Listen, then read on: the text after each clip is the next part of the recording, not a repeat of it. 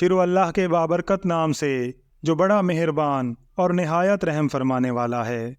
ناظرین کرام، روایات میں آتا ہے کہ حضرت علی احمد صابر کلیری رحمۃ اللہ علیہ کی والدہ ماجدہ جب ہرات افغانستان سے تشریف لائیں تو اپنے برادر حقیقی بابا فرید الدین گنج شکر رحمۃ اللہ علیہ سے کہا کہ میں اپنے بیٹے علاؤ الدین علی احمد کی شادی آپ کی صاحبزادی سے کرنا چاہتی ہوں۔ تاریخ مشائخ چشت میں تحریر ہے کہ حضرت بابا فرید الدین گنج شکر رحمۃ اللہ علیہ کے 5 صاحبزادے اور 3 صاحبزادیاں تھیں۔ صاحبزادوں کے نام حضرت شیخ نصیر الدین نصر اللہ، حضرت شیخ شہاب الدین، حضرت شیخ بدر الدین سلیمان، حضرت خواجہ نظام الدین اور حضرت شیخ یعقوب رحمۃ اللہ تعالی علیہم اجمعین، اور صاحبزادیوں کے اسماء گرامی بی بی مستورہ، بی بی شریفہ اور بی بی فاطمہ تھے۔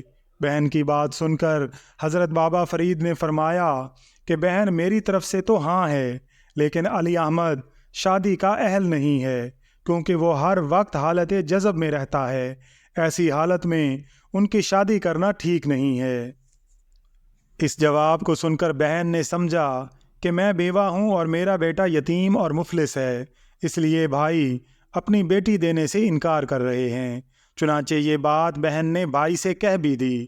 جب آپ کی والدہ ماجدہ نے بہت اصرار کیا تو حضرت بابا فرید الدین شادی کے لیے رضامند ہو گئے اور اپنی بیٹی کی شادی حضرت علی احمد رحمۃ اللہ علیہ سے کر دی۔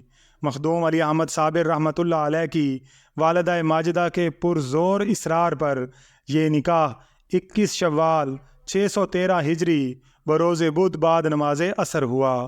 رات کے وقت آپ کی والدہ ماجدہ نے آپ کے حجرے میں روشنی کی اور دلہن کو حجرے میں لا کر بٹھا دیا۔ آپ عبادت الہی میں مشغول ہو گئے۔ جب تہجد کا وقت ہوا تو آپ نے مراقبہ سے سر اٹھایا۔ حجرے میں ایک عورت کو بیٹھا ہوا دیکھ کر بہت حیران ہوئے اور پوچھا، تو کون ہے؟ دلہن نے جواب دیا، میں آپ کی بیوی ہوں۔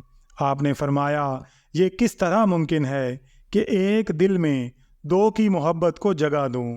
میں تو ایک کو دل میں بسا چکا ہوں، دوسرے کی بالکل گنجائش نہیں ہے۔ میں خدائے وحدہ لا شریک کا بندہ ہوں اور اس کے جمال میں گم ہوں۔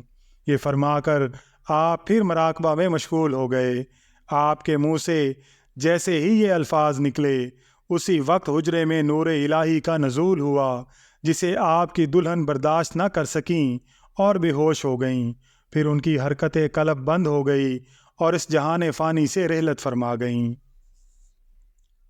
تذکرہ جلیل کے مصنف فرماتے ہیں کہ حضرت علی احمد صابر رحمۃ اللہ علیہ نے اپنی دلہن کو جب ایک نظر دیکھا ہوگا تو آپ کو یہ گوارا نہ ہو سکا کہ فطری اور دنیاوی آرام کی خاطر تحیر کی بہترین راحت سے محروم ہو جائیں اور اپنے دل میں سوائے اللہ تعالیٰ کے کسی اور کو جگہ دیں۔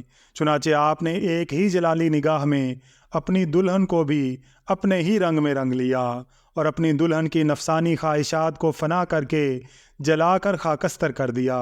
جس طرح آپ کے تن خاکی کو زوجہ کی ضرورت نہیں تھی، اسی طرح آپ کی دلہن کو بھی زوج کی ضرورت نہ رہی، کیونکہ عشق الہی کی آگ سالک کے دل سے اللہ تعالیٰ کے سوا سب کو جلا کر راکھ کر دیتی ہے۔